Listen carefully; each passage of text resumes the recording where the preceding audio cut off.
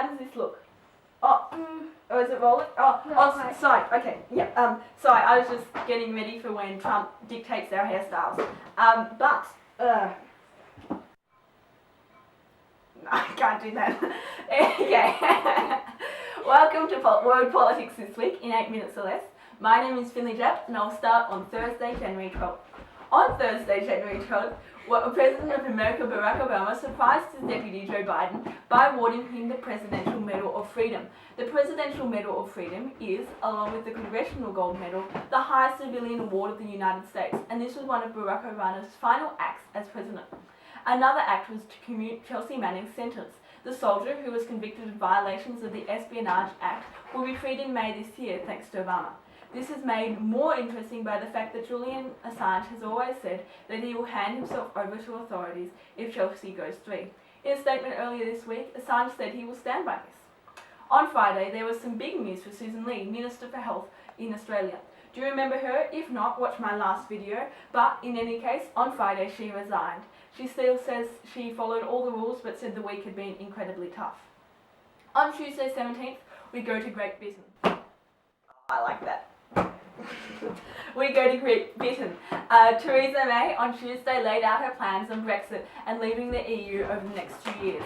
This was pretty much the speech for the UK this week. In the speech she gave the 12 points in her plan to leave the EU. Some of the points were old news, some new, but in any case here are the big points in her plan. Number 1, certainty. Theresa May acknowledged that not everything is clear, but she promised to offer certainty where possible, also confirming that the final leave will be put to a vote in Parliament. Number 2, control of our own laws. Pretty self-explanatory. Number 3, strengthen the EU. This point shows Theresa's priorities and is an attempt to reassure Scotland, who voted to remain with the EU.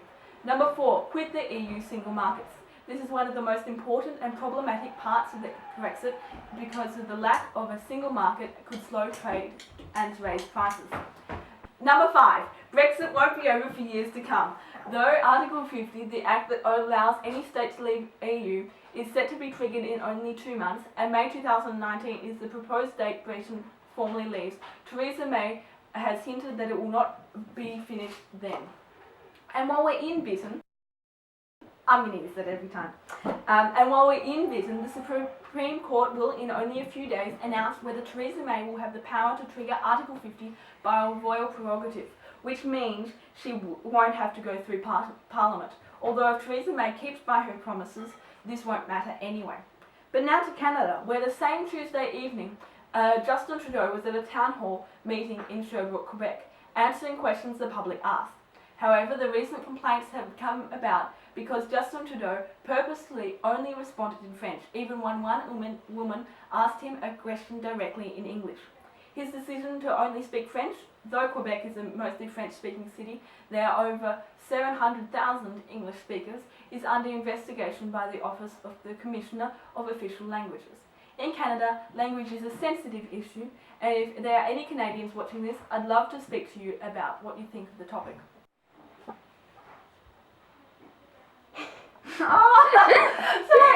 Okay. On Wednesday 18, the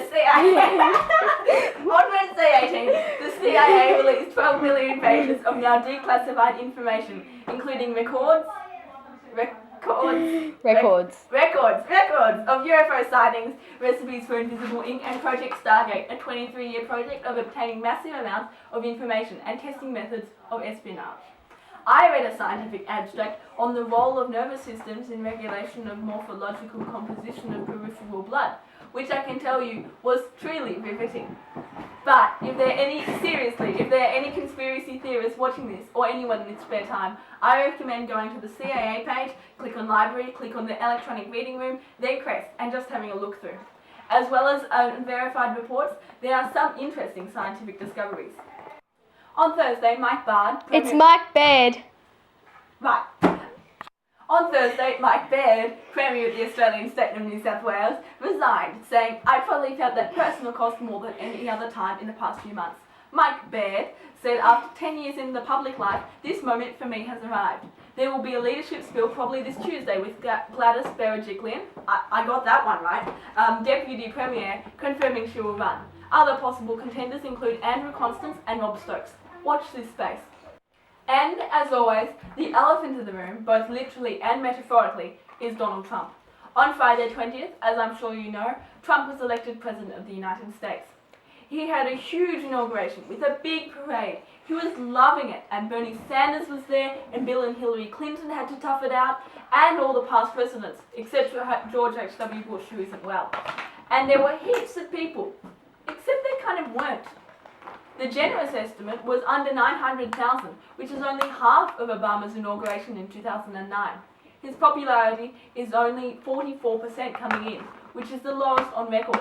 There are protests all over Washington, America, and across the world, with millions of people marching. The Women's March against Trump in Washington on Saturday may have even outnumbered those present at the inauguration. And we all know that these 4 years, or 3, or 2, will be pretty unpredictable.